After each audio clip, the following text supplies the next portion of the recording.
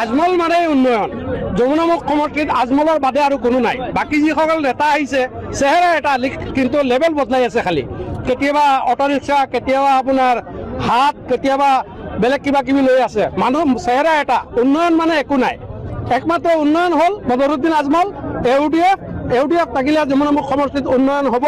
আৰু বাকীসকলে খালি নিজৰ স্বাৰ্থৰ কাৰণে লেভেল বদলাই আছে, বাকী একো নাই। একমাত্ৰ বদৰুদ্দিন আজমল, আৰু আজমলে অন্তত আমাৰ প্ৰতিদ্বন্দ্বীসকলৰ 1 লাখতকৈ বেছি যিটো মৰম ৰাইজৰ আছে, সেই হিচাপে ৰাইজ স্বতঃপুত ওলাই আহিছে তেওঁৰ লগত যোগদান কৰিবলৈ। আমি যি মানুহ দেখিছোঁ, আজি সমাগম দেখিছোঁ, গতিকে ইয়াত কোনো কথাই নাই। যিসকল লিডাৰ আছে সেইসকলে আজি মানে মোৰ মতে সিহঁতে বাদ দিব লাগে বোলে, আমি আৰু নোৱাৰিম। কাৰণ এই সমষ্টিত উন্নয়ন হ'ল আজমল মানে উন্নয়ন, আৰু উন্নয়ন মানে আজমল। গতিকে ইয়াত আৰু কাৰো শক্তি প্ৰয়োগ কৰিলে একো নহ'ব। আৰু মোৰ মতে আজি যিসকল নেতা আছে তেখেতে বাদ দি দিব লাগে, এৰি দিব লাগে। একাংশই বিগত সময়ত অভিযোগ কৰিছে যে আজমলক প্ৰতিনিধিত্ব কৰা যমুনামুখ পূৰ্বৰ আৰু বৰ্তমানৰ বিন্দাকান্দি উন্নয়ন হোৱা নাই, পথ উন্নয়ন নাই। আগৰ দিনত আমাৰ কালি আগৰ দিনত তেনেকুৱা আছিলে, গাড়ী চলতি অৱস্থাত আমি পেচাব কৰি আকৌ গাড়ীত উঠিব পাৰিছোঁ, কিন্তু আজিতো তেনেকুৱা নাই।